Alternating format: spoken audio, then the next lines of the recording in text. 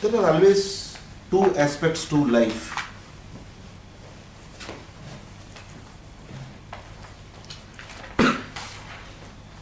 Preventing the diseases is one part. Curing the diseases is one part. The object is to remain healthy, yes or no? Is it just remaining healthy sufficient, or there has to be more? Has to be more. More of what? More of happiness. Okay. Happy health. I mean, let's really talk only about our body. We'll not talk about our emotions today. सिर्फ health की बात करें अगर, सिर्फ healthy होना काफी है या कुछ और भी चाहिए? एनर्जी चाहिए sir, peacefulness. It is about not just about remaining disease free. It is about having a lot of energy to drive things. शरीर में कोई बीमारी नहीं है, इसका मतलब ये नहीं है कि हम रियली कुछ क्रिएट कर सकते हैं. क्रिएशन के लिए बहुत सारा एनर्जी चाहिए, ड्राइव चाहिए, स्टेमिना चाहिए, फोर्स चाहिए. और ये सब चीजों के लिए जो बेस है, no doubt it is good health, where you are free from any diseases. But then more than that you require a lot of drive and energy. ये दोनों एस्पेक्ट्स बहुत क्रिटिकली एसेंशियल है. बट अगेन, कहां से energy आएगा, कहां से drive आएगा, स्ट्रेंथ कहां से आएगी? Thought. Okay, thought is one aspect. कुछ और? स्ट्रेंथ कहां से आती है? चलिए, मेरे मन में एक थॉट है कि मुझे 200 किलो उठाना है अपने हाथों से. मुझे 200 किलो उठाना है. तो विल से, डिटर्मिनेशन से 200 किलो उठा सकता हूं. हेल्दी फूड चाहिए. हेल्दी फूड चाहिए. Okay, very good. Practice. What else? Practice. See, that is where we are. 200 kilo उठाने का लक्ष्य है तो मुझे शुरुआत तो 20 किलो से करना पड़ेगा, यस और नो? मुझे शुरुआत 20 किलो से करना पड़ेगा. 20 से 25 पे जाऊंगा, 25 से 30 पे जाऊंगा, 30 से 35 पे जाऊंगा, 50 पे जाऊंगा, 70 पे जाऊंगा, 100 पे जाऊंगा. With constant practice, somebody who could not lift 20 kgs is able to lift 200 kgs, yes or no? Gradually, with constant practice and with a constant effort in the direction, constant incremental effort in the direction, हम लोग कुछ भी create कर सकते हैं. This is, तो 3 चीजों की यहां पे बात हो रही है. एक, टू रिमेन हेल्दी, जिसमें 2 एस्पेक्ट है. One is preventing any disease before it comes. Second, curing any disease that exist. One part of the story. Other part of the story is कैसे हम अपने ऑर्गेनाइजेशन को स्ट्रेंथन करें, कैसे इसका stamina बढ़ाएं, कैसे इसकी रफ्तार बढ़ाएं, कैसे इसका ड्राइव को बढ़ाएं, कैसे इसकी योगदान करने की क्षमता को निरंतर बढ़ाते जाएं. सब चीज की शुरुआत होती है चेकअप से. आज एक इंसान को नॉर्मली ऐसे देख के लगता नहीं है कि ये बीपी वाला बंदा है, या उसको डायबिटीज है, या उसको कोई और चीज की तकलीफ है, या उसको थायराइड है, या उसको अपेंडिसाइटिस है, या उसको कोई और या उसको अस्थमा है. बाहर से किसी व्यक्ति को देखकर आप बता सकते हो? वेरी डिफिकल्ट, यस और नो? बाहर से व्यक्ति बहुत हेल्दी लगता है, बहुत स्वस्थ लगता है. भीतर क्या हो रहा है कैसे पता चलेगा? जब हम चेकअप करते हैं तब पता चलता है कि भीतर असल में क्या हो रहा है. राइट? क्या चेकअप करते हैं? कितने प्रकार के चेकअप करते हैं? So many of them. But then there are some primitive checkup. For example, there is a blood checkup. There is your pressure का चेकअप होता है. ऐसे 2-4 प्रकार के और प्रिमिटिव हेल्थ चेकअप होते हैं जो सबसे पहले रेकमेंड करते हैं कि इतनी चीजें तो कम से कम आप चेकअप करो जिससे जो जो बीमारियां है भीतर वो पकड़ में आएगी, और बीमारी पकड़ में आ गई तो इलाज करना आसान है। होता क्या है, less study less confusion, more study more confusion, no study no confusion. Diabetes है पता नहीं चलता है तब तक तो रोज मिठाई खाते हैं, यस और नो? तब तक रियल में रोज मिठाई खाते हैं, रोज का 4 बार मिठाई खाते हैं, correct?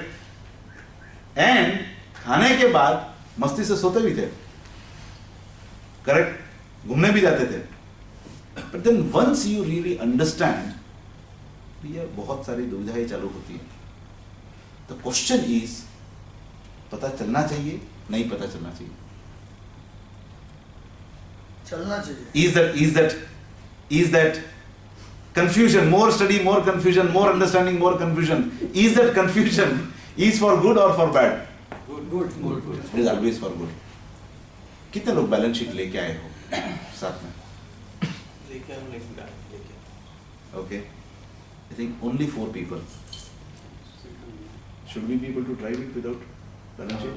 Sir, I believe that few people are new who had not attended this session. Correct. So, we will give the background and then probably the session was halfway, about 7 slides were remaining. Correct. 30 Correct. minutes of session was pending. Correct. One pattern was to just give the overall understanding how it is to be done, and the practical part is to be driven whenever, in next month, next to next month, whenever it is there. Mhm. Probably I was to share 2 more concepts Okay. which are internationally now running Okay. and not very very popular in India so far. Okay. So if only 4 people are there, then You can start. the idea is maybe postponed. for- क्योंकि ये पूरे process में I think mail सबको आया था to get the balance sheets. I think WhatsApp पे भी आपको मेल नहीं आ रहा आशांगी? मैं आ रहा है हाँ, आ रहा है ना? आ रहा है। ओके ओके, तो आई थिंक एक काम करते हैं फिर आज के लिए, एक बार let us really do a recap of what you did last week. And the main concept which I wanted to share हाँ. was yet to be completed in the previous session. Yeah. चलो I think let us drive it that way, because without balance sheet आप really वो जो parameters है वो really नहीं समझ पाएंगे, और सबके पास में नहीं होगा तो भी मतलब हम लोग उसको रियली जस्टिफिकेशन नहीं कर पाएंगे, राइट? तो एक बार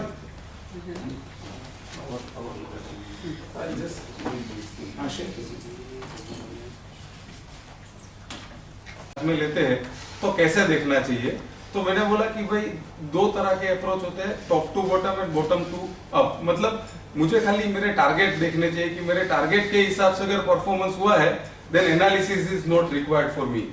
मुझे मेरा एक्सपेक्टेड मिल गया है तो फिर जैसा हुआ आई एम ओके। मतलब डेफिनेटली जो मैंने सोचा होगा वो परफॉर्म हुआ तो ही मुझे रिजल्ट मिला होगा।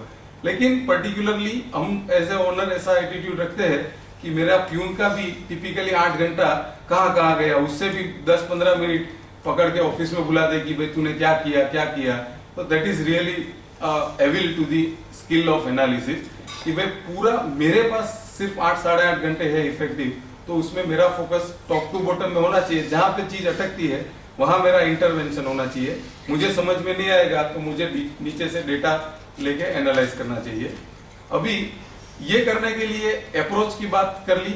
फिर अभी जनरली एक ऐसा भी देखा जाता है कि जब जिस चीज की जरूरत पड़ती है हम उस चीज को तब याद करते हैं। मतलब हमारे काठियावाड़ी में बोलते हैं कि तरस लागे त्यारे कुओं खोल दे। That is not the way we do the business, and ऐसे बिजनेस करके हम लोग कभी अच्छा एनालिसिस नहीं कर पाएंगे, क्योंकि अच्छे एनालिसिस के लिए प्लानिंग कि मुझे क्या चाहिए हर एक पैरामीटर में, वो मुझे चाहिए लिख के एडवांस में बिफोर द ईयर स्टार्ट। उसके साथ quality of information that is generated. आज हमारे बिजनेस में तरह तरह की इंफॉर्मेशन जनरेट होती होगी। मैं कभी भी किसी ऑर्गेनाइजेशन में गया हूं और मुझे ऐसा मिला हो कि साहब आप बोलो आपको क्या इंफॉर्मेशन चाहिए, मैं आपको देता हूं। It has never happened even in some of the corporates. As critical information as data about the customer inquiry generation, कितनी इंक्वायरी जनरेट होती है, ऐसी भी इंफॉर्मेशन हमारे यहाँ कैप्चर नहीं होती है। तो अगर मैं एक ऐसा टारगेट रखूं कि भाई इंक्वायरी कन्वर्जन के रेशियो को मुझे 50% से 70% बढ़ाना है। आप खाली सोचो कि इंक्वायरी 10 इंक्वायरी में से 5 इंक्वायरी आज कन्वर्ट हो रही है, उसमें मैं फोकस करके नया बिजनेस लेने नहीं जाता हूँ, जो 10 आते हैं उसमें से 7 को मेरा बनाता हूँ, ऐसा मैं स्ट्रेटेजी करूंगा और फोकस करूंगा तो मैं ये कर सकता हूँ। लेकिन मुझे पता तो होना चाहिए कि 10 में से आज 5 हो रहे हैं, या तो कौन 10 आए। मतलब इंफॉर्मेशन की क्वालिटी जो है, या तो इंफॉर्मेशन ही नहीं है, या तो है तो वो बहुत सिस्टमेटिकली नहीं होती। This becomes the biggest difficulty at the time of doing the analysis. और तीसरा क्वालिटी ऑफ रिपोर्ट्स। अभी क्वालिटी ऑफ रिपोर्ट्स में भी it requires a lot of understanding on the part of the जो बंदे रिपोर्ट बनाते हैं, उसको भी ये समझ में आना चाहिए कि मैनेजमेंट को क्या चाहिए, और उससे पहले मैनेजमेंट को ये समझना चाहिए कि भाई मेरे पर्टिकुलर 5 ईयर प्लान में या 3 ईयर प्लान में या 25 साल के विजन में इस 12 महीने में मुझे क्या चाहिए। वो अगर सही समझते हैं और सही तरह से रिपोर्ट्स को डिजाइन करके जो बनाने वाले उसको देते हैं, तो ये 3 चीजों पे बहुत सारा काम हम लोग को करना होता है एज ए ओनर। ये सारी बात हम लोगों ने की थी। फिर मैंने थोड़ा शेयर किया था कि there are about 5 methods of doing the financial analysis. 5 तरह की मेथड है। एक होता है कंपैरेटिव एनालिसिस, पिछले साल क्या किया था, इस साल क्या किया, which is not very useful method, just compulsory इसके लिए करते हैं। फिर ट्रेंड एनालिसिस, एक से ज्यादा साल के बीच में एक फिगर का कंपैरिजन, वो भी मतलब इतना सही नहीं है।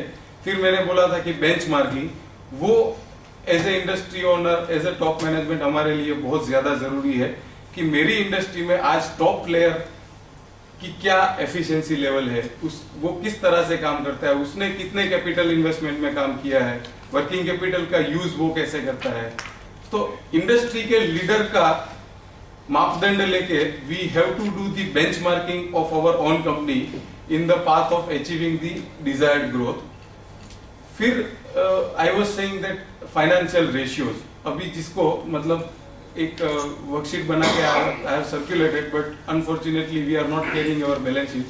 तो यहाँ पे आइडिया ऐसा है कि अभी तक हमने जितने भी रिसोर्सेज को एम्प्लॉय किया है और हमारा जो भी फाइनेंशियल परफॉर्मेंस है, उसके सामने अगर हम लोग कुछ फिगर्स को एनालाइज करेंगे, then we will get to know कि भाई हम कहाँ मार खा रहे हैं एज एन इंडस्ट्री। या तो हमारी प्रॉफिटेबिलिटी जो है वो सफिशिएंट है या नहीं, या तो are we really having the sufficient amount of liquidity and solvency in our hand, हमारे सारे रिसोर्सेज जो है वो एफिशिएंटली यूज होते हैं कि नहीं। और अगर कहीं मेरा लक्ष्य अगले 5, 7, 10 साल में मार्केट में जाके लोगों से पैसा लेना है, बैंक और फाइनेंशियल इंस्टीट्यूट से नहीं, बल्कि पब्लिक फंडिंग अगर मुझे करवानी है, तो मैं किस तरह से अपने आप को प्लान करूं। तो ये सारी चीजों के लिए फाइनेंशियल रेशियोज जो है वो मुझे हेल्प करते हैं। फाइनेंशियल रेशियोज की कुछ कैटेगरीज हमने शेयर की थी, profitability ratio, liquidity ratio, asset management ratio, market value creation ratio and cash flow ratio. ये सारे के सारे रेशियोज बहुत इंपॉर्टेंट है और बहुत टेक्निकल टर्म्स है, इसके लिए इस पे शायद नहीं जा पाएंगे। But my idea is to share today one more concept, because if we are not having the analysis tool today, let us understand one more concept, जिसका नाम अगेन थोड़ा डिफिकल्ट है, बैलेंस स्कोर कार्ड, जिसका थोड़ा सा जिक्र हम लोगों ने किया था लास्ट सेशन में। Balance score card is a very interesting tool. यहाँ पे भी again I would like to appreciate the developed country. Developed country में आज हम लोग जो सोच रहे हैं, आज से लगभग 60 साल पहले वहां के स्कॉलर्स ने ये सोचा कि भाई ये हिस्टोरिकल फाइनेंशियल स्टेटमेंट, मतलब अगले साल का या उससे अगले साल का जो बैलेंस शीट है, पीएनएल है, उसको देख देख के क्या हासिल कर लेंगे हम लोग। ज्यादा से ज्यादा ये समझ में आएगा कि क्या खराब किया, कितना खराब किया, या क्या अच्छा किया, कितना अच्छा किया। इससे एक ऑर्गेनाइजेशन को स्केल करने में क्या मदद मिल सकती है, ये क्वेश्चन उन लोगों का आया था। और ये क्वेश्चन में मैं भी आप लोगों से पूछना चाहता हूं, because you all are doing the business. तो आपके हिसाब से आपके बिजनेस को, आपके ग्रोथ प्लान को मदद कर सके ऐसा कौन कौन सा टूल हम लोग यूज करते हैं, अगर कोई मेरे साथ शेयर करे तो, कि भाई इसकी मदद से हम लोग जानते हैं कि हम आज क्या कर रहे हैं और हम फ्यूचर में क्या करना चाहते हैं। Is anybody doing some sort of periodic analysis?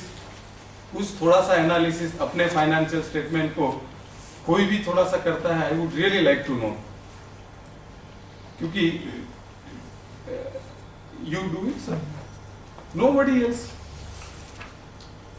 I am not going to ask any question कि आप क्या करते हो, कैसा करते हो. ये एग्जाम वाला क्वेश्चन नहीं करेंगे. खाली जानना है कि आर वी रियली फॉलोइंग की कंपनी में क्या हो रहा है. देखो बात कर, इस बार लास्ट टाइम ऐसी हुई थी कि एक ही जगह से मुझे समझ में आएगा.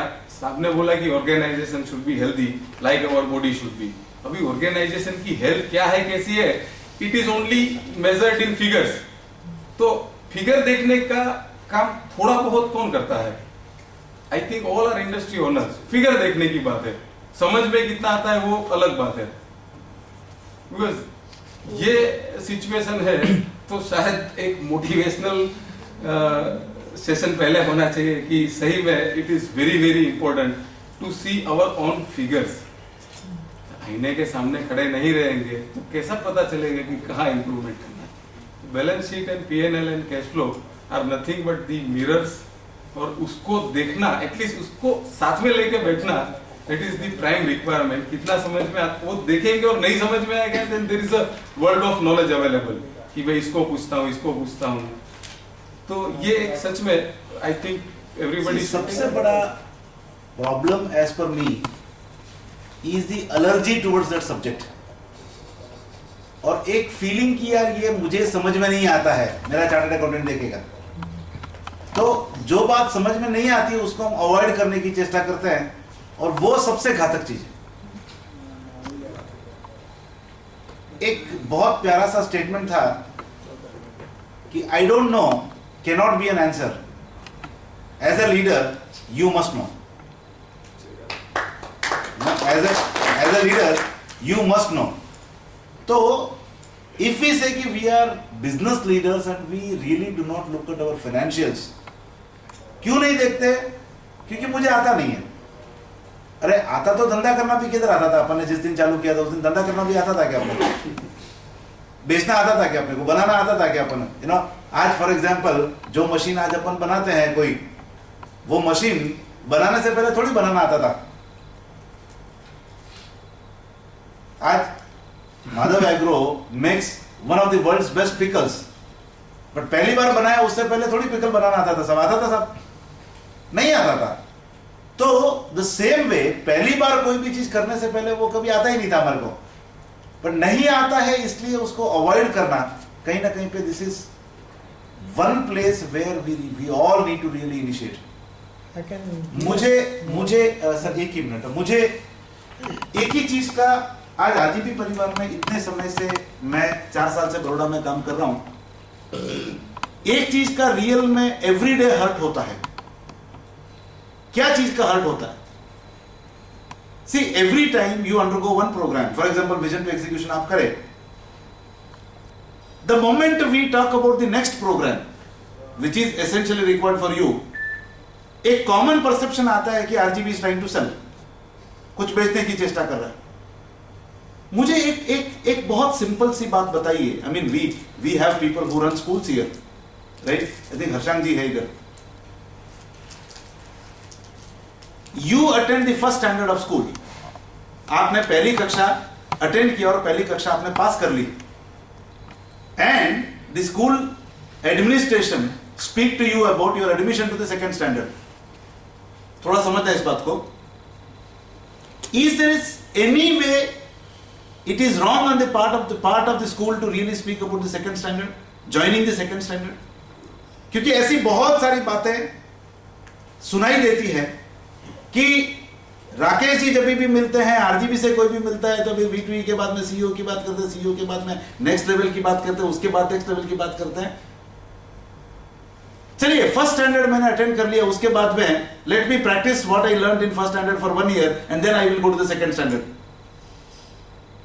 Do you really have 50 years of time to really scale? मतलब एक रियल में मतलब कहीं ना कहीं पे वो जो मोटिवेशन जो है वो खत्म हो जाता है. इतनी जगह से मुझे ये बात सुनाई देती है. See, you have graduated the first standard and first standard के लिए whatever we have built you, we have delivered it and much more than that. But then it is an organization which need to be run. Every month people need to be paid.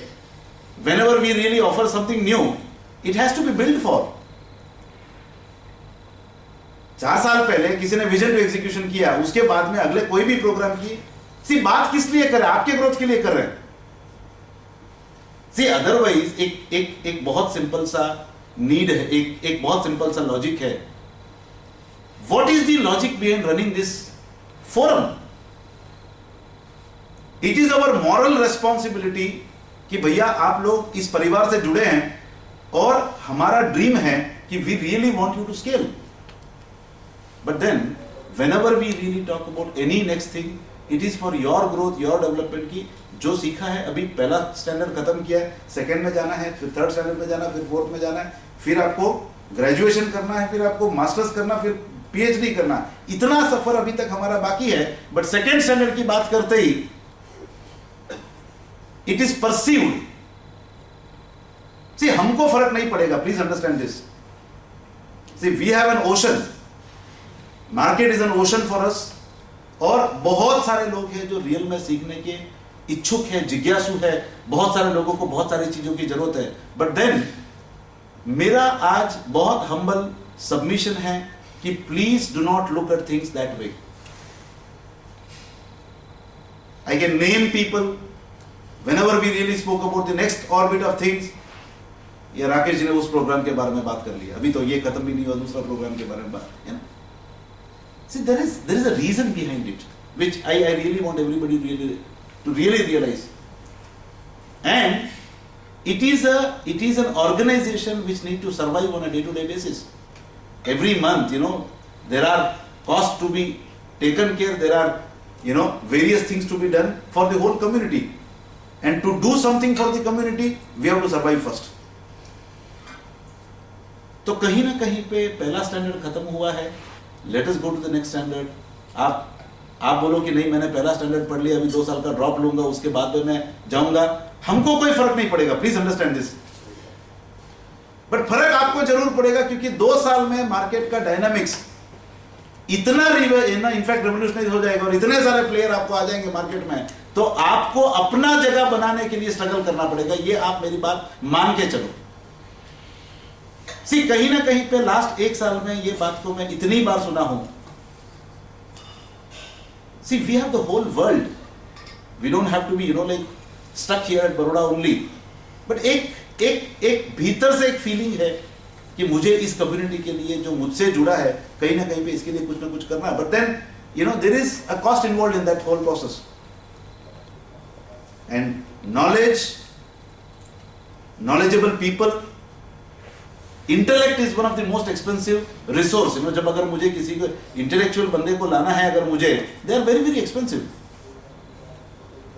तो एक बात मैं चाहता हूं कि इसको बहुत अच्छी तरह से हम लोग, दूसरा अगर हम जानेंगे नहीं, टोटलिटी में चीजों को नहीं जानेंगे, तो कहीं ना कहीं पे हम लोग उसी दायरे के अंदर खेलते रहेंगे, वो दायरे को कभी तोड़ नहीं पाएंगे। तीसरा, सब हलवा खाना है, गुड़ डालना ही पड़ेगा। आगे बढ़ना है, इन्वेस्ट तो करना ही पड़ेगा। आप मशीन लाने में इन्वेस्ट करते हैं, आप आदमियों को लाने के लिए इन्वेस्ट करते हैं, उनके नॉन प्रोडक्टिव टाइम पे इन्वेस्ट करते हैं। एक आदमी आता है, प्रोडक्टिव बनते बनते 6 महीने लगता नहीं लगता। वो 6 महीना यू आर पेइंग सैलरी, वो ठीक है, वो चल सकता है। 50,000 का आदमी 6 महीने तक परफॉर्म नहीं करे, चलेगा। बट वो 50,000 के आदमी के ऊपर 25,000 रुपए का ट्रेनिंग पे खर्चा करे और वो अगले ही महीने प्रोडक्टिव बने, वो 25,000 नहीं खर्चा करना। ये कहीं ना कहीं की इंडिया की सबसे बड़ी मेंटालिटी है जो हमको रोक रही है।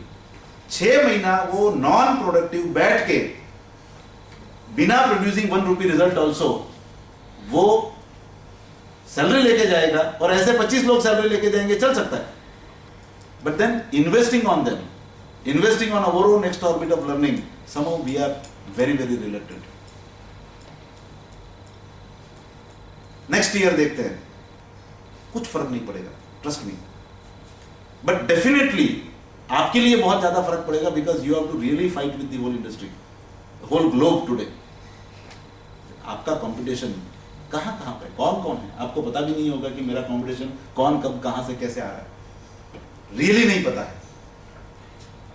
और इतना बड़ा कैपिटल लेके आ रहा है कि जो कहीं ना कहीं पे हम लोग इमेजिन भी नहीं कर सकते।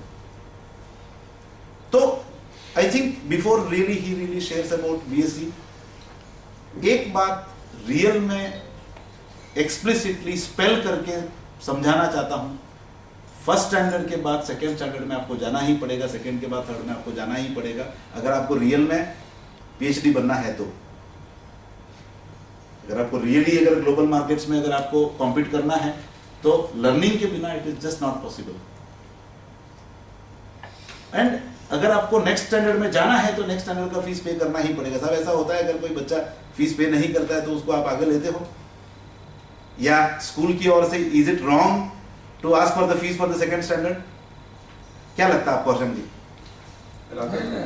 ये सर ये लेक्चर के बाद अगर इसको 10-15 मिनट के लिए रख लिया जाए, डिबेट करते हैं सर? तो डिबेट को तो अच्छा रहेगा। 100% करेंगे सर, ये या पक्का हाँ? पक्का पक्का। नहीं आई मीन ये सब्जेक्ट इसलिए आया क्योंकि फाइनेंशियल स्टेटमेंट्स के ऊपर देयर इज एलर्जी। मतलब I really keep meeting lot of people and they say कि देयर इज एलर्जी, मतलब यार ये मेरे सब्जेक्ट नहीं है और हम लोग अवॉइड करते हैं उसको। I would like to discuss this point in two different perspective. एक तो हम लोग ने एक बिजनेस जो कभी भी नहीं जानते थे वो पहली बार सीख लिया, तो उसमें कोई दो राय नहीं कि वे उसमें धीरे धीरे करके आगे ही बढ़ेंगे और जितना बेस्ट हो सकता है उससे भी बेस्ट करने की कैपेबिलिटी को बिल्ड करेंगे। लेकिन कुछ भी करेंगे फाइनेंशियल्स को अवॉइड नहीं कर पाएंगे, because the world measures you only by your success, and success is only measured in numbers.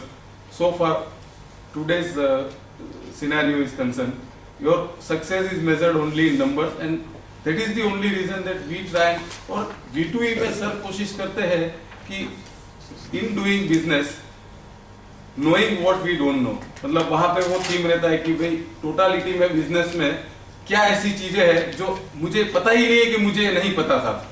मैं ऐसे लोगों को मिलता हूँ कि बोलते हैं कि यार बिजनेस की सेंस में कोई बोलता है कि 3 दिन के V2E में जो 10 चीजें मिली उसमें से 8 चीजें तो मुझे पता ही नहीं थी एज ए बिजनेस में। कोई बहुत मैच्योर बहुत काफी लर्नेड पर्सन होगा तो बोलेगा कि भाई 4 नई चीजें मिली। तो knowing what we don't know in overall business perspective is the idea of one particular thing. यहाँ पे मैं जब आपके सामने ये चीज शेयर कर रहा हूँ, मेरा आइडिया खाली इतना ही है कि फाइनेंस में knowing something which not only we don't know, खाली ये फोरम जानता है ऐसा नहीं है। मेरी कोशिश ये रहती है कि even best of the best player जो आज की तारीख में अच्छे से अच्छा बिजनेस करते हैं उनके पास भी कुछ चीजें ऐसी नहीं रहेगी। जो कोशिश मेरी ये रहती है कि इस फोरम को सबसे पहले दिया जाए so that this people can get the advantage of being a pioneer. आप अपने किसी भी इंडस्ट्री में होंगे, इस पर्टिकुलर जो मैकेनिज्म की हम लोग आज चर्चा करने वाले हैं उसका फंडा थोड़ा समझेंगे और उसको मतलब अगर इम्प्लीमेंट कर पाएंगे ना तो रिजल्ट के आने का जो पीरियड है वो 10% तक रह जाएगा, बिलीव मी। क्योंकि अभी जो हम बात कर रहे थे कि डेवलप कंट्री में 50 साल पहले थिंकिंग हुआ कि यार क्या किया उससे सीख मिलनी थी तो यार किसी बाबा को सुन लेते, अच्छा किया बुरा किया, इसमें क्या है टाइम बिगाड़ने का। इसके लिए lot of scholars have done a lot of studies all around the corporate, छोटी से लेके बड़ी से लेके बहुत बड़ी कंपनीज में जाके एक स्टडी किया कि भाई कहाँ कम पड़ते हैं और क्या ऐसा मैकेनिज्म हम लोग निकाले जिससे कि सही में कुछ जादू हो जाए बिजनेस के साथ और फाइनेंस के साथ। तो बहुत लगभग 7 साल के एक्सटेंसिव एनालिसिस के बाद इस पर्टिकुलर टेक्निक का जन्म हुआ है। इसको नाम उन्होंने दिया balance score card. Balance score card is nothing but balancing the financials, balancing the business functionality. अभी ऐसा होता है कि साहब ने वो एग्जांपल दिया था अपना बोइंग का जो प्लेन है वो चलाने वाले पायलट का कि भाई मैं तो आज स्पीड पे जा रहा हूँ, कल ऑल्टीट्यूड पे जाऊंगा या फिर फ्यूल पे जाऊंगा। तो ऐसा नहीं कर सकते। इसके लिए एक बिजनेसमैन को, एक ओनर को पिछले क्या किया, उससे क्या सीख मिली, उसको आज के तारीख में इमीडिएटली कुछ इंप्रूवमेंट डालने हैं। और ये करते करते इवन आगे भी देखना है कि मैं इतनी मेहनत करके आज कुछ चीज कर रहा हूँ, क्या कल वो चीज रिलेवेंट है। आज कोई मतलब किसी ने सोचा था कि बहुत सारे रिटेलर जो बंद हो गए कितनी मेहनत करते थे, लोगों को घर घर जाके डिलीवरी देते थे और अचानक से सुपरमार्केट हाइपर मार्केट का कंसेप्ट आ गया एंड लगभग 50% जितने रिटेलर खलास हो गए। My father was one of them. पता ही नहीं था, आज जो कर रहे वो दिल से कर रहे, लेकिन कल क्या होगा और आज की मेरी एक्टिविटी कल कितनी रिलेवेंट होगी, कमर्शियल और financial activity, I don't no. तो ऐसी क्या चीज हो सकती है जो इन तीनों को बांध के रख सकते हैं। और ऐसी क्या चीज है जिसपे तीनों पे नजर रख सके और तीनों को मेजर कर सके। The name of this technique is balance scorecard. आज हमने बात की कि भाई कंपैरेटिव करेंगे तो पिछले साल क्या किया था उसके सामने everything has a lot of limitation, but balance scorecard में एक ही लिमिटेशन है, वो खाली इतना है कि हाउ यू रियली प्लान। अगर प्लानिंग अच्छा नहीं है तो इसका अच्छा रिजल्ट नहीं आएगा। बैलेंस स्कोरकार्ड के बेसिकली 5 पहलू है। वो क्या बोलता है कि it is not sufficient to keep eye only on the figures, numbers. तो आज शायद इस फोरम पे ये चीज क्लेरिफाई भी करता हूं कि numbers are most important thing, but numbers are not the only important thing. Day to day base पे हमको एक बैलेंस तरह से बिजनेस को देखने का एक नजरिया जो डेवलप करना है, उसमें फिगर्स, एक तो दिक्कत ये है कि फिगर्स समझ में नहीं आते हैं, तो उसका कोई रास्ता नहीं है उसको समझने के सिवा। बट एक बार वो समझ में भी आ गए तो उससे डेवलपमेंट आ जाएगा, एब्सोल्युटली नॉट पॉसिबल। तो ये बैलेंस स्कोरकार्ड का जो मैकेनिज्म है उसमें क्या बोलते हैं कि financial perspective, customer perspective, process perspective, people perspective and learning perspective. थोड़ा सा धीरे धीरे करके एक एक चीज को मैं बताता हूं। फाइनेंस के एरिया में बिजनेसमैन के पास कितनी ऑक्यूपेंसी होनी चाहिए उसके माइंड और उसके टाइम की सेंस में, फाइनेंस को लेके वो कितना फोकस्ड होना चाहिए, ये चीज डिसाइड करनी है। उसके साथ साथ ही बाकी की 4 चीजें डिसाइड करनी है, जिसको बोलते हैं कि कस्टमर के सेंस में। जैसे मैंने अभी एक एग्जांपल दिया था कि किसी कंपनी के पास अपने कस्टमर के करेक्ट मोबाइल नंबर या करेक्ट ईमेल आईडीज भी नहीं है। I have seen those companies. तो what customer management we do, we आज अब बात करेंगे कि हमारे लिए कस्टमर क्या होना चाहिए, तो लगभग 99.99% यूनिटी बोलेगी कि हमारे लिए कस्टमर भगवान होना चाहिए। और भगवान के बारे में, भगवान का कोई अता पता कंपनी की इंफॉर्मेशन सिस्टम में बहुत बार देखा नहीं जाता। खाली अता पता ही नहीं जानते हैं तो क्या हम लोग उसको सांप की लैंग्वेज में डिलाइट करेंगे?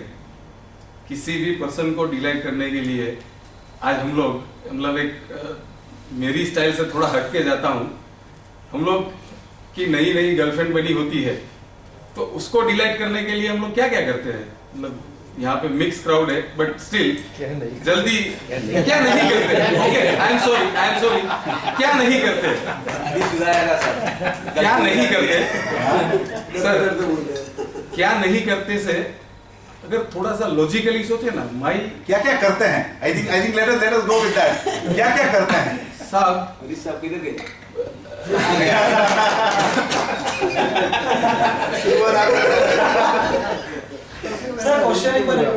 क्वेश्चन ऐसा था कि अगर हमारी नई गर्लफ्रेंड बनी है तो उसके लिए क्या हम लोग करते हैं, कितना सोचते हैं, किस तरह से हम लोग इंफॉर्मेशन इकट्ठा करते हैं। डू यू रियली बिलीव कि एक कस्टमर जो है वो अपनी मतलब फर्स्ट और सबसे पहले वाली और सबसे मतलब अच्छी वाली गर्लफ्रेंड की तरह से उसको ट्रीट ना करे? तो क्या ऐसा करते हैं उसके लिए और क्या करते हैं कस्टमर के लिए? ये एग्जांपल इसके लिए दिया कि जनरली पीपल से कि यार आप वो टर्मिनोलॉजी में बात करते हो, समझ में नहीं आता है, तो टर्मिनोलॉजी को थोड़ा प्रैक्टिकल और सिंपल करते हैं। वो कहाँ रहती है, उसका बाप क्या करता है, वो किस कॉलेज में पढ़ती है, साइंस है, आर्ट्स है, कॉमर्स है, उसके फ्रेंड सर्कल में कौन है, मेरे से पहले क्या कोई उसका बॉयफ्रेंड तो नहीं है, कितना एनालिसिस करते हैं, उसको कौन सा लिए मर जाते हैं। उसको कौन सा कलर पसंद है, उसको कौन सा फ्लेवर पसंद है, उसको कौन सा चॉकलेट पसंद है, उसको कौन सा कॉफी पसंद है, उसको कौन सा कॉफी जॉइंट पसंद है, कौन सा मूवी पसंद है, कौन सा स्टार पसंद है, सब कुछ। You know there are 1001 questions. उसको क्या क्या पसंद है सारा चीज हम लोग लिस्ट करते हैं। यस और नो? कभी गलती से उस लड़की ने उसके सर्कल में बोला होगा कि मुझे ये चीज पसंद है, वो तो भूल भी गई होगी, लेकिन उस सर्कल से कहीं से वो बॉयफ्रेंड ढूंढ के लाता है कि तुझे ये पसंद था, वो बोलती यार ये तो भूल गई मैं, ये तो मुझे 4 साल पहले पसंद था। अर्जुन में क्या है सर, अपने कस्टमर को अपने डायरेक्ट बीवी बना देते हैं, बीवी अपना ध्यान रखने लगती है।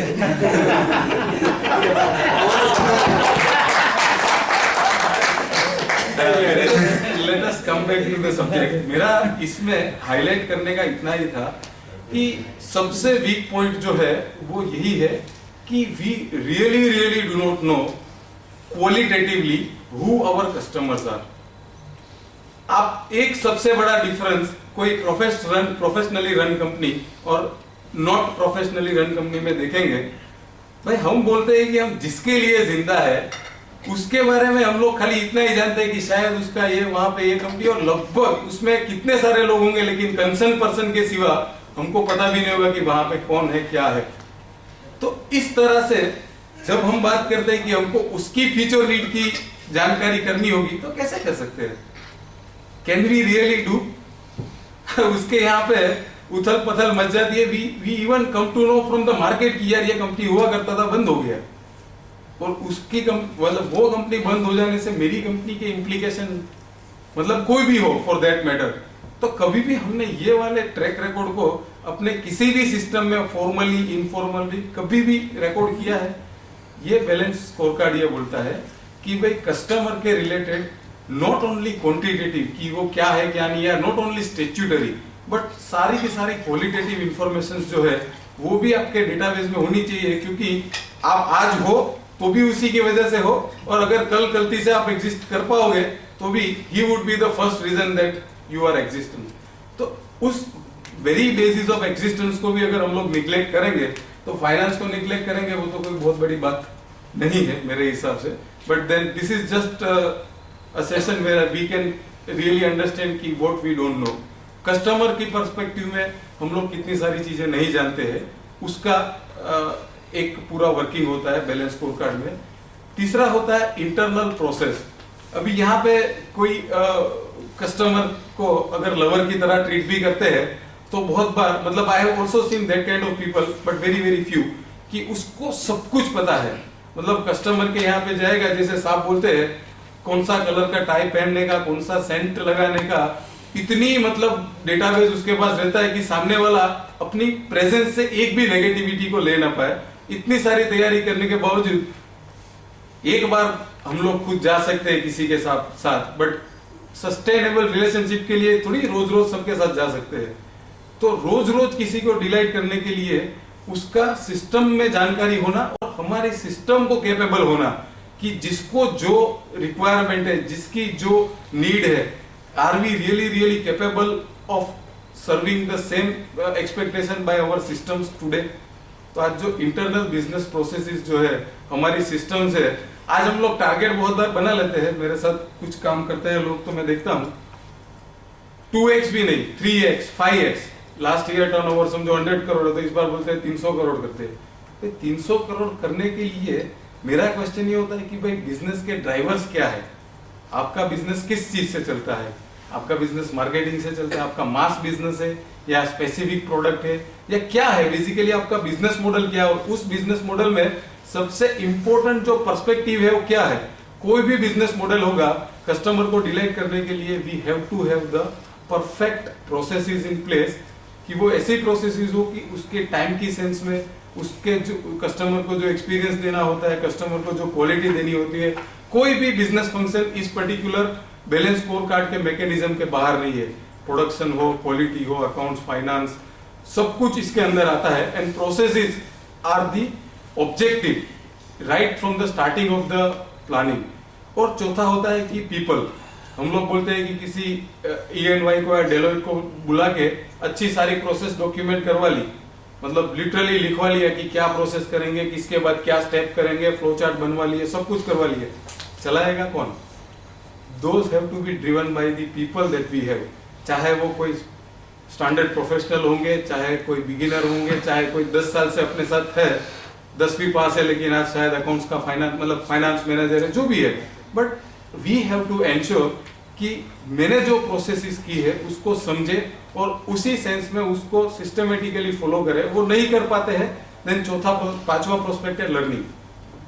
बंदा अगर कैपेबल नहीं है उसका एनालिसिस। आज जब हम लोग बात करते हैं प्लानिंग की, तो यहाँ पे एक बार फिर से रिकेप कर देता हूँ, क्योंकि मैं RGP के साथ एक लाइफ टाइम के लिए जुड़ा हुआ हूँ। तो ये सब मेंबर्स की साहब ने मुझे इनडायरेक्टली रिस्पॉन्सिबिलिटी दी है कि कहीं कोई हमारे साथ लंबा काम करता है या नहीं करता है, but what are the things that generally a businessman should be doing, we should keep on sharing.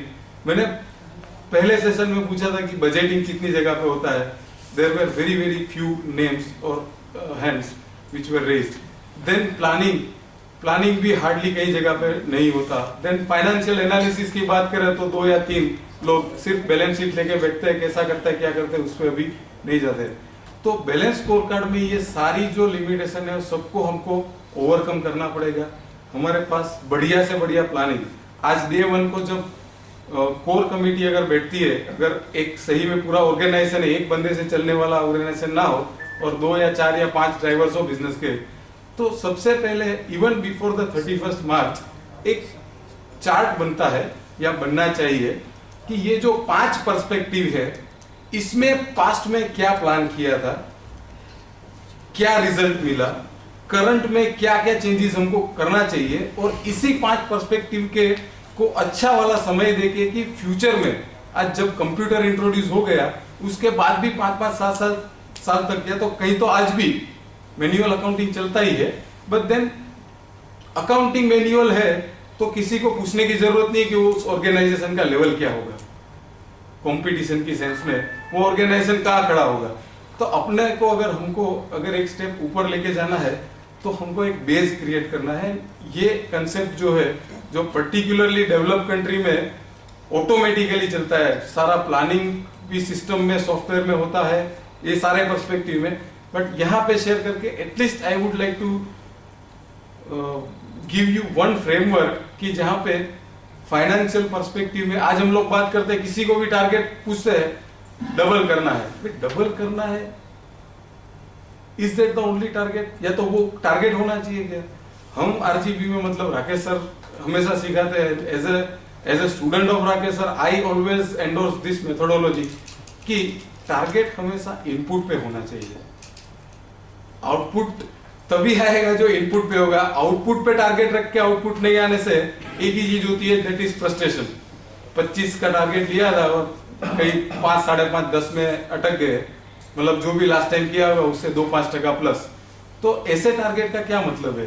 तो balance score card is providing us one such framework कि जहाँ पे टारगेट को भी ये 5 प्रोस्पेक्टिव में देखा जाता है कि फाइनेंशियल में टॉप लाइन क्या चाहिए, बॉटम लाइन क्या चाहिए, कॉस्ट कटिंग कितना चाहिए, एफिशिएंसी कितनी चाहिए रिसोर्स यूटिलाइजेशन में, रिटर्न ऑन कैपिटल एम्प्लॉयड मेरा लास्ट टाइम 12% था तो इस बार 15%. मतलब एक कॉम्प्रिहेंसिव फ्रेमवर्क जो बनाते हैं कि जिसमें सारे पैरामीटर्स को एक बार प्लान करेंगे. इस पैरामीटर्स को ध्यान में रख के एवरी ईयर हम तो बोलते हैं कि every day we as a owner we should be doing the analysis कि मेरा लश्कर क्या कर रहा है, क्या लड़ रहा है, कितना कहाँ जीत रहा है, कहाँ is losing on my behalf, because we as a owner are not everywhere but our representatives are everywhere doing everything for us. तो सारी चीजों को मतलब एनकैप्सुलेट करके कस्टमर के पर्सपेक्टिव में आज फाइनेंशियल गोल बना लिए, लेकिन ये गोल अचीव करने के लिए मुझे कस्टमर के डेटाबेस पे क्या काम करना है. आज 5 कस्टमर है तो can we really have the strategy कि इस 5 कस्टमर को लास्ट टाइम 1-1 लाख रुपए का माल बेचा था और 5 लाख का टर्नओवर हुआ था. खाली कस्टमर का अच्छा रिलेशनशिप, स्ट्रेटेजिकली अच्छे रिलेशनशिप करके कहीं 1 लाख का 1.25 लाख, 2 कस्टमर में 1 लाख का 1.5 lakh, can we do that. आज प्लानिंग लेवल पे अगर ये चीज हम लोग करते हैं तो शायद हम इस एक्टिविटीज को मैप करते. हम लोग ऐसा सोचते हैं कि चलो भाई 250 करोड़ का टर्नओवर और 500 करोड़ करना है तो गुजरात तो पूरा कवर कर लिया, उसमें ज्यादा कुछ तो हो नहीं सकता, let us go to the next territory. ये सारा चीज होता है तो सालों लग जाते हैं.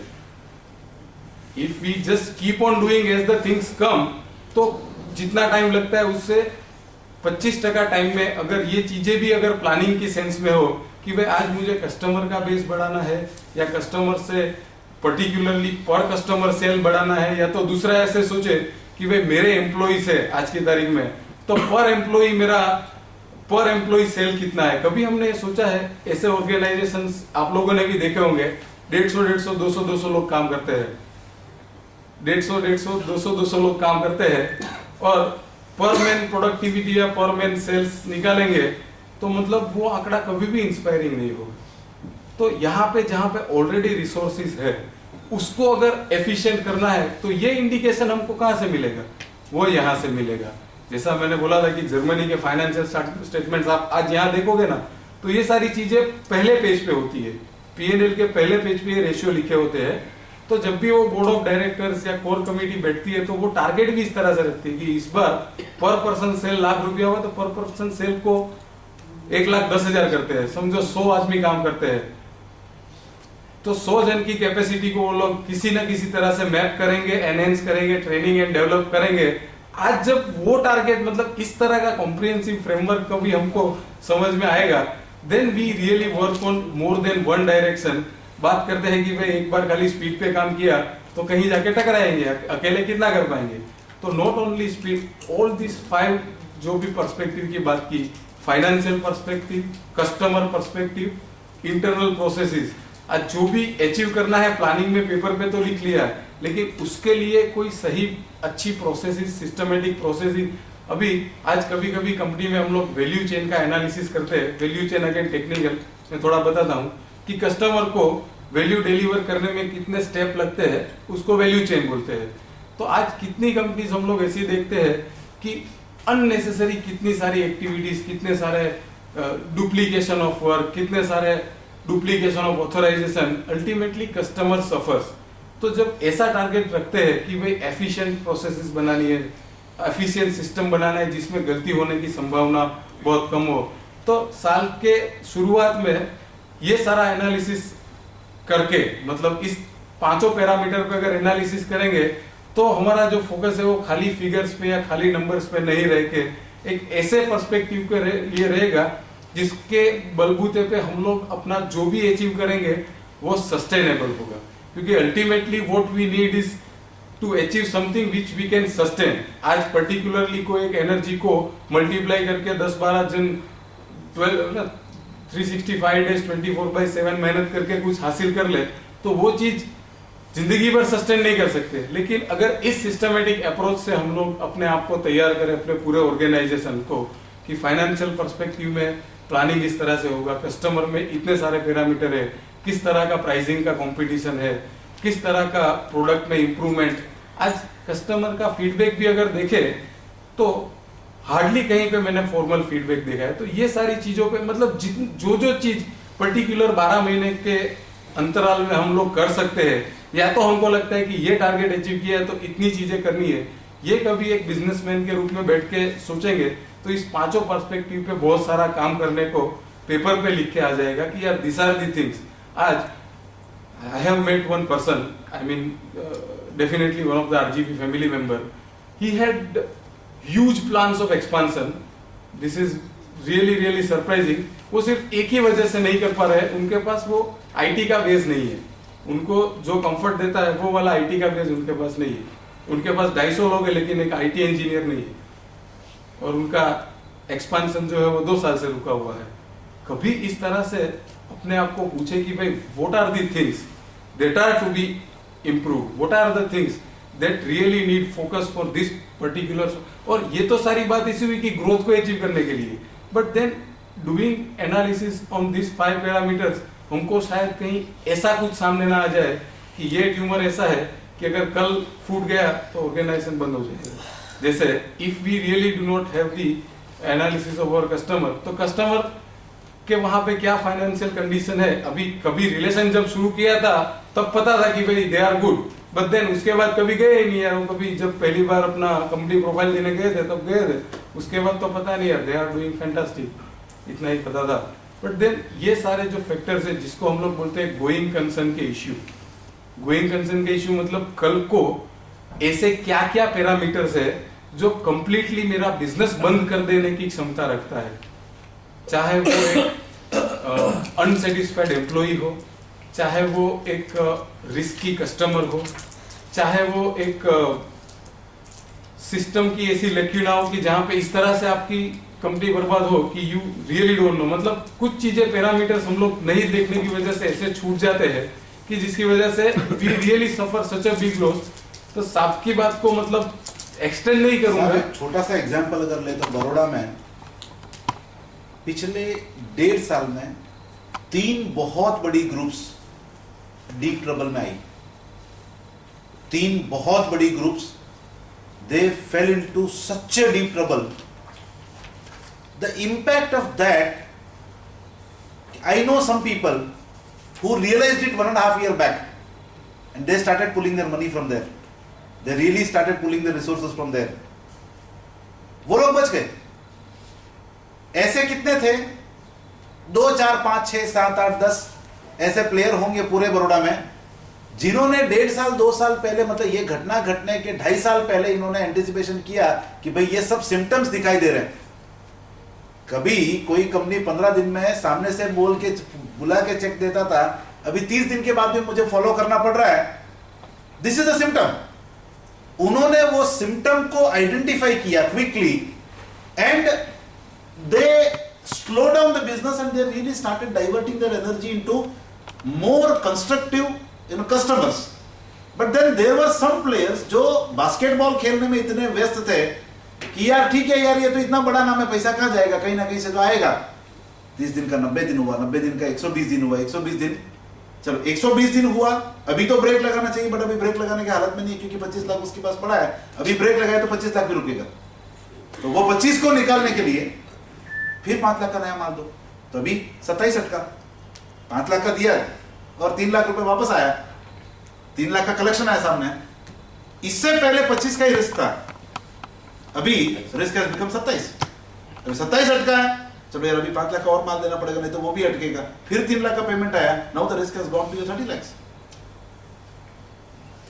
सी, ये अर्ली सिम्टम्स को देखने के लिए भी अगर आपके पास में ये पर्सपेक्टिव सारे नहीं है तो आप अर्ली सिम्टम्स नहीं देख पाओगे. और ये हकीकत में हुआ कि आज की तारीख में कम से कम 50-60 ऐसी इंडस्ट्रीज को मैं जानता हूं जो यहां पर पानी आके अटका हुआ, अभी कब डूबने वाले हैं रियल में पता नहीं है, because all their money is stuck in those 5-6 players who are already either deep in the water, और जो ऑलरेडी मतलब डूबने के कगार पे है, जो बड़े प्लेयर, उनके अंदर सारा पैसा उधर उधर पड़ा है. ना माल हमारे पास है, ना पैसा हमारे पास है, and they are in deep trouble. Most other people sitting here, जिनको मैं जानता हूं, just to give you the whole premise of the whole story what he is talking about, मैं ऐसा देखता हूं कि there is a lot of dependency on either one customer और a small group of customers, या ऐसा कोई चीज, मतलब इन्होंने वो होता है. और कहीं ना कहीं पे, अच्छा कितने लोग ऐसा मेजर करते हो कि every month how many new customer we have added, या गोल सेट करते हो कि इस महीने में मुझे इतने नए कस्टमर्स ऐड करने हैं. ऐसे गोल शायद एक हाथ उठ रहा है खाली. गोल सेट करते हैं, इस महीने में इतने नए कस्टमर मुझे ऐड करने हैं. ऐसे कितने लोगों ने गोल सेट किया कि इस महीने में मुझे इतने नॉन प्रोडक्टिव कस्टमर को निकालना है. आप देख लो, रेशियो देख लो इधर ही. एंड हमको रियली लगता है कि वी आर रियली अभी अगर आप दुनिया के पर्सपेक्टिव में अपने आप को रख के देखो कि हम कहां हैं, तो हमको भीतर से एक आग लगेगी कि भैया हमको बहुत सारी चीजें करनी है, हमको पता ही नहीं है कि करना क्या है. Employ learning for example, one of the perspective. Employ is one of the perspective, employ learning is one of the perspective. कितने लोग कॉन्शियसली, कितनी कंपनीज कॉन्शियसली एम्प्लॉय लर्निंग के ऊपर गोल सेट करती है. ये गोल सेट करने के लिए जरूरत खाली इतनी है कि पहले पता तो चले कि लश्कर किस तरह से लड़ रहा है. वही नहीं देख पाएंगे तो किसको क्या जरूरत है. हम लोग खाली सस्टेन किए जा रहे हैं सबको भी, जो भी हमारे साथ जुड़ा हुआ है. तो that is really not the way we can scale. तो आज हमको समझ में आए कि हर ऐसे एरिया कि जिसके ऊपर काम करने की जरूरत है. तो ये खाली एक लिस्ट है जिसका बेस वेस्टर्न स्कॉलर्स ने लिया था कि भाई क्यों कुछ नया चाहिए. दिस आई जस्ट थॉट कि I share with you. Competition बढ़ रहा है. आगे कौन है जो जिसकी नजर सबसे ज्यादा दूर जाती है. Only those people are ahead. अभी आज हम बोलेंगे कि यार हमको फाइनेंस का पता ही नहीं था और इसने फ्रॉड कर दिया. हमको फाइनेंस का पता ही नहीं था, आज कंपनी की ये दुर्दशा हो गई. तो किसने रोका है यार. पेपर तो हमारे पास ही है ना. आज एक ही इंडस्ट्री में 2 प्लेयर है, एक के पास जाओगे तो एमबीए फाइनेंस या चार्टर्ड अकाउंटेंट भी एक बार जाके बोलेगा ना, then he will have the figures and logical argument कि भाई आप ऐसा कैसे बोल रहे हो. तो उसको क्या, ही also had the same background, technical engineer बन के इंडस्ट्री डाल दिया था. हमको कोई रोकता नहीं है, कंपटीशन में रहना है, हमको पता है कि हमको क्या कैपेबिलिटी को बिल्ड करना है। कंपटीशन बढ़ने के साथ साथ इंफॉर्मेशन टेक्नोलॉजी भी ऐसी बढ़ी कि आप ऐसी कोई इंफॉर्मेशन नहीं है, मतलब इंफॉर्मेशन का छोटे से छोटा तिनका भी आप चाहो तो on the tip of the finger आपके सामने आ सकता है। जरूरत है कि आपको पता होना चाहिए कि ये इंफॉर्मेशन मुझे बाद में जरूरत पड़ेगी और इसको लेने के लिए मुझे इस पर्टिकुलर आदमी को लगाना चाहिए और इस सिस्टम में उसको डालना चाहिए। पर ये करने के लिए हमको कोई रोकता नहीं है, but unfortunately we are not focused. We don't know कि आज की तारीख में ये लॉस हमको कल को उठ के कंपटीशन से बाहर भी फेंक सकता है या फेंक देगा। Then I am saying that Can I add something there? Yes, I'm sorry. And Yes. when there is a legal consequences, you alone is responsible. हाँ, आपके चार्टर्ड अकाउंटेंट ने भी एक कागज पे भी आपने साइन किया है कि जो मालिक ने हमको इंफॉर्मेशन दिया है वो हिसाब से हमने ये चेक किया है। in one of my previous company एक एक्सीडेंट हुआ था, जेन्युइन एक्सीडेंट, जहां पे कि एक वर्कर एक्सपायर हो गया। Our MD had to travel 2 times to the court. Nobody else can go on behalf of him. Board meeting था, नो कंसर्न, कुछ भी था, क्या फाइनेंशियल क्राइसिस, कुछ जो डेट वहां पे थी उस डेट पे that gentleman had to be there, जहां पे उनकी कोई गलती नहीं थी। गलती थी कितनी कि अगर कहीं पे वो प्रोसेस में ले क्यों ना रहा होगा तो that is the base. Government किस बेस पे आपको डंडा मारती है कि भाई तुमने सबको काम पे लगाया, तुम्हारा सब मशीनरी है, तुम्हारे अंडर में सारी चीजें, why you have not ensured the proper security. Then that person had to literally travel living every emergency.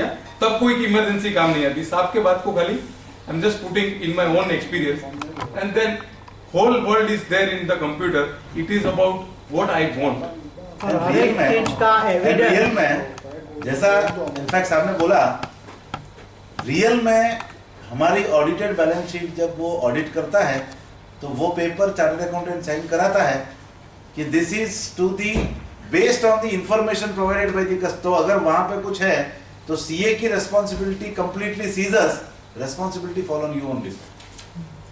और हर एक गवर्नमेंट कागज में वो लिख के देते हैं आपको permission, as per this rule, as per this rule, as per this rules, आपने सब कुछ किया है। अपने को वो रूल भी मालूम नहीं है और वो कभी हम पढ़ भी नहीं सकते, लेकिन at least we should understand what is related to that. हर एक चीज का दूसरा final evidence is your balance sheet and P&L account. आपने बोनस कितना दिया, ये कितना दिया, ये कितना दिया, और वो उसको लिंक होना चाहिए, नहीं तो कोर्ट ऑफ लॉज में आप उसको साबित नहीं कर पाएंगे। तो उतना तो देखना पड़ता है कि ये सही हो रहा है कि नहीं। एक छोटा सा फ्रेमवर्क था कि किस चीज को अचीव करने के लिए हमको ये पर्टिकुलर प्रोस्पेक्टिव चाहिए। जैसे कि जितने भी स्टेक होल्डर्स बिजनेस के साथ आज की तारीख में जुड़े हुए हैं, सबको सेटिस्फाई करना है। We really need to have the specific most efficient business processes. हमको सस्टेन करना है। साहब ने बोला, साहब हमेशा से बोलते रहते हैं, we have to continuously change and continuously improve. Technology बदल रहा है वो तो एक बात है, कस्टमर की नीड बदल रही हो तो दूसरी बात है। तो एवरीथिंग इज मूविंग। अभी उस प्रवाह में अगर हम लोग नहीं जाएंगे, हाउ मेनी पीपल नो कि लास्ट हमारा जो फाइनेंशियल रिपोर्टिंग फ्रेमवर्क जिसको हम लोग बैलेंस शीट P&L बोलते हैं, लास्ट कभी चेंज हुआ, मतलब लेटेस्ट कब चेंज एक बार हुआ है, वेरी रिसेंट में, कब हुआ है ये फॉर्मेट फॉर्मेट का एक और मिनट लेके बताऊंगा कब हुआ है ये चेंज। ये साल से शेड्यूल 6 वो कब चेंज हुआ है, I just want to know. एक जन को अगर पता होगा, I will be proud. From this financial year, उससे थोड़ा सा पहले 2011 एंड 12 की बैलेंस शीट जो है वो नए फॉर्मेट में बनानी थी। और फॉर्मेट में कोई दूसरी दिक्कत नहीं है, बट फॉर्मेट में ये है कि फॉर्मेट को इंटरनेशनल स्टैंडर्ड के साथ मैच करके चेंज किया है। ये फॉर्मेट आने वाला था 2006 में, लेकिन इतना रेजिस्टेंस हुआ कि आज जो हम लोग शेयर नहीं करना चाहते हैं, अगर मेरे पास वो ऑप्शन है तो मुझे नहीं करना है, लेकिन वो सारे ऑप्शन छीन लिए हैं। इस फॉर्मेट को अगर कोशिश करके अपनी एटलीस्ट पिछली बैलेंस शीट को देखना कि कुछ नया दिखता है, उसमें नाम ऐसा दिखना चाहिए, statement of profit and loss account. इसका पहले नाम हुआ करता था प्रॉफिट एंड लॉस स्टेटमेंट, अभी इसका नाम हुआ है statement of profit and loss. नाम खाली देख के आपको पता चलेगा कि ये नया है कि नहीं, और उस नए में क्या क्या नया है, बिजनेस कैसा कर रहा है, अच्छा कर रहा है, बुरा कर रहा है, एफिशिएंट है, इनएफिशिएंट है, सब कुछ उसमें पहले पेज पे, पहले 2 पेज पे बैलेंस शीट और पीएनएल पे समझ में आ सकता है। इतना उसको क्लियर बना है। इसीलिए मेरा कहना है कि change and improve, this is technical part. Then customer की क्या नीड बदल रही है, मार्केट में क्या नया आ रहा है, टेक्नोलॉजी क्या नहीं आ रही। If we really don't know, how we will know where to improve, then how to appear to customer. Knowing customer is the first thing, then we will get to know कि उसको, क्योंकि मेरा vision achieve करने के लिए एक ही possibility है, वो कौन है, दैट इज माय कस्टमर। मेरा सपना, साहब बोलते हैं कि दुनिया में V2E में sir had given the question कि दुनिया में सबसे बड़ा एम्प्लॉयर कौन है। In my batch sir has asked, और मुझे ऐसा लगता था कि इंडियन रेलवे है, शायद ऐसा है, but then I really change my thinking. साहब ने बोला दुनिया में सबसे बड़ा एम्प्लॉयर है कस्टमर। तो कस्टमर आपको जब तक रखता है तब तक आप हो। अगर हम जॉब करते हैं तो हमको पता है कि हमारे बॉस को क्या मालूम है, क्या अच्छा लगता है वो करते हैं, but in case of customer it is not so. It keeps on changing, it keeps on improving and increasing, and then they are saying कि फाइनेंशियल पर्सपेक्टिव को तो अनदेखा कर ही नहीं सकते। तो ये फ्रेमवर्क में क्या अचीव करने के लिए क्या जगह पे काम करना, ये एक पूरा फ्रेमवर्क के 5 आयाम पे एकदम डेप्थ में काम होते हैं। बहुत सारी चीजें होती है, जैसे कस्टमर की सेंस में बोला तो कस्टमर का एक्सपीरियंस, कस्टमर का क्वालिटी डेटा, प्रोडक्ट की सेंस में देखा तो डिलीवरी का टाइम, प्रोडक्ट की क्वालिटी, प्रोडक्ट का अपीयरेंस, प्रोडक्ट का प्राइसिंग। अगर एम्प्लॉय की कैपेबिलिटी में देखे तो जैसे मैंने बोला, I have also asked many of my chartered accountant friends कि यार क्या कंफर्ट लेवल है। Lot of people are not comfortable after 2 years. इतना मतलब वो कॉम्प्लेक्स, क्योंकि दिखाना कुछ है पर यहाँ पे दिखाना सब कुछ पड़ रहा है, दैट इज द डिफिकल्टी। तो we if we don't keep the pace with the, अभी आज ये फोरम पे मैंने शेयर किया, I don't know the time will come and you will come in contact with one of the MNCs की जहाँ पे आप देखते होंगे कि यार ये सारी चीजें चल रही है। तो this is one of the real opportunity that we are sharing with all of family members present today, कि ऐसा कुछ कॉम्प्रिहेंसिव फ्रेमवर्क बनाओ।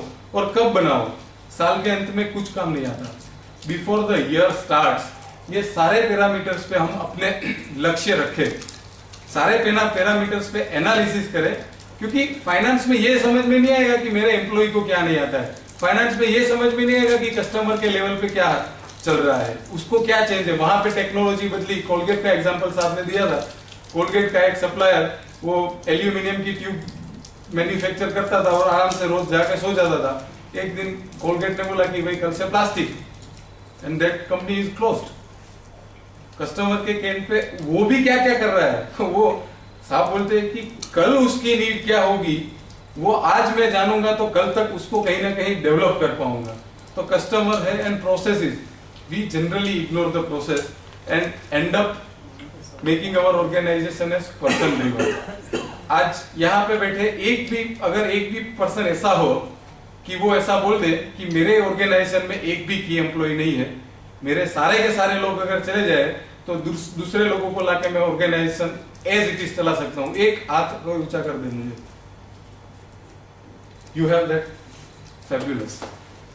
ये कंसेप्ट है सिस्टम ड्रिवन ऑर्गेनाइजेशन का, कि वहां पे आदमी आते जाते रहते हैं, या तो नए नए आते रहते हैं, पुराने रहते हैं, स्केलिंग करने की प्रोसेस में, ग्रोथ करने की। आज हमारे पास अगर defined set of processes and systems नहीं होंगे तो कल कोई आएगा उसका परफॉर्मेंस अप्राइजल कैसे करेंगे। कितनी कंपनियों में जॉब डिटेल लिखा हुआ होता है, समझो 50 आदमी है तो 50 आदमी में किसकी क्या स्पेसिफिक रिस्पॉन्सिबिलिटी है, ये कितने लोगों की कंपनी में है, एक हाथ बता दे। फैंटास्टिक, गोयल में है, विश्वकर्मा में है, और सर के यहाँ पे सी ये खाली कोशिश ये हो रही है कि कितना काम है। चौथा ऐसा पूछता हूं कि उसको क्या काम करना है वो नहीं पता है और वो काम कर रहा है। डू यू रियली बिलीव कि वो वही कर रहा है जो आप चाहते हैं? पूरा 8 घंटा जिसके लिए सर ने बोला कि नेगोशिएशन के टाइम वो बोलता है कि 50,000 से कम तो 1 रुपया भी नहीं साहब, मेरे पास दूसरी भी अपॉर्चुनिटी, आपको रखना है तो रखो, और वो आता है। उसके बाद उसका परफॉर्मेंस मेजर करने का मेरे पास और क्या तरीका है? मेरे पास और कोई तरीका नहीं है। उसको क्या काम दिया है, उसमें उसने कैसा परफॉर्म किया, अभी क्या काम दिया है वही पेपर पे नहीं है, तो क्या उससे मैं काम लूंगा? भले ना दो लोग हो, 3 लोग हो ऑर्गेनाइजेशन में, लेकिन what is the difficulty in putting the things in the paper? क्योंकि everybody is responsible either for growing upwards और for really taking the company down. एक की एम्प्लॉय होता है अगर किसी कंपनी में 1 या 2, तो मान लो कंपनी आपकी नहीं है, कंपनी उसकी है, वो बंदा जो चाहेगा वो ही करेगा, डिसिप्लिन का कोई एनवायरनमेंट नहीं होगा, ना कोई परफॉर्मेंस अप्राइजल उसको लागू होगा, ना कुछ होगा। अगर ये सिचुएशन है कि यही बंदा कर सकता है, बाकी कोई नहीं कर सकता, तो सिस्टम की ये इंपॉर्टेंस है कि एक बंदा आपके मालिक होने के बावजूद कंपनी का रियल मालिक जो है वो 1 या वो 2 बंदे बन जाते हैं। Never ever allow that to happen. पूरी सिस्टम ऐसी रखो कि कंपनी में क्या चल रहा है वो एज ए ओनर मुझे तो एटलीस्ट उसका एक जो क्लियर व्यू मिलना ही चाहिए, और मेरी कंपनी में क्या क्या हो रहा है और क्या क्या होना चाहिए, that I decide and not anybody else. तो की एम्प्लॉय या की परफॉर्मेंस मेजर, ये सारी चीजें हैं, ये इसका बहुत ज्यादा इंटीग्रल पार्ट है। इसके ऊपर कम से कम 6 से 7 500 to 2000 पेजेस की बुक्स लिखी गई है। मैं कोशिश ये करता हूँ कि यहाँ के फोरम को वो एकदम मतलब वो इजी लैंग्वेज में और सीधी सीधी कनेक्टिविटी के साथ इसको बात मतलब समझाई जाए। तो इस हिसाब, नहीं तो एक एक टॉपिक के अंदर हजार पेज की सेपरेट स्टडीज हुई है कि किस कंपनी ने किस तरह से अपने ग्रोथ को अचीव, एक एक पैरामीटर जो है वो कंपनी को इंडस्ट्री लीडर बनाने के लिए कैपेबल है। But do we really know, और कभी इस तरह से कॉम्प्रिहेंसिवली प्लानिंग या प्रोजेक्टिंग हम लोग करते हैं क्या? मैंने अगेन बोला और अब से कभी भी इस फोरम पे आऊंगा तो मेरा कोशिश यही रहेगा कि knowing what we don't know in terms of finance.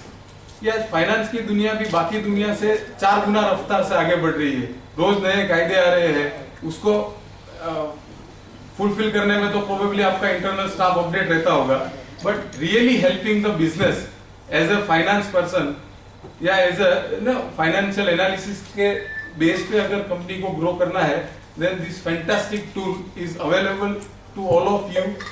यहाँ पे मैं शायद ये भी शेयर करता हूँ कि इसको और थोड़ा सा इसके रिलेटेड मतलब डिटेल मटेरियल किसी को चाहिए, I can share, but my idea is only to tell you all कि भाई एडवांस में बैठ के सिर्फ और सिर्फ 1 नंबर या 2 नंबर पे प्रोजेक्शन करके बैठने से आप भी फ्रस्ट्रेट होते हो, आपका स्टाफ भी फ्रस्ट्रेट होता है, अचीव कुछ नहीं होता है, कल्चर भी बिगड़ता है, अनएथिकल प्रैक्टिसेस भी आती है।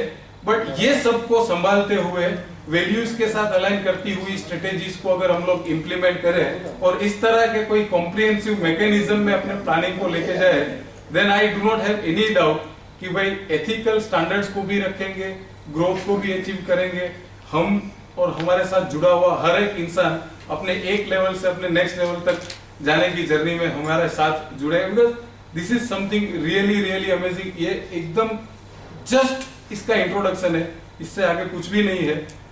कभी इस फोरम पे मौका मिलेगा तो इसका एक कॉम्प्रिहेंसिव खाली केस स्टडी शेयर करूंगा, अगर मुझे कभी ये चांस मिलेगा तो आगे जाते, कि कोई एक कंपनी इस पर्टिकुलर फॉर्मेट का या फ्रेमवर्क का कितना क्रिएटिव इस्तेमाल कर सकते हैं, जिससे कि 5 या 7 साल के रिजल्ट को 2 साल में अचीव कर सकते हैं। तो this is what I just thought I will share with you balance score card के हिसाब में, and then the idea was to really do the analysis of everybody's on financials, but वो शायद आज नहीं हो पाएगा।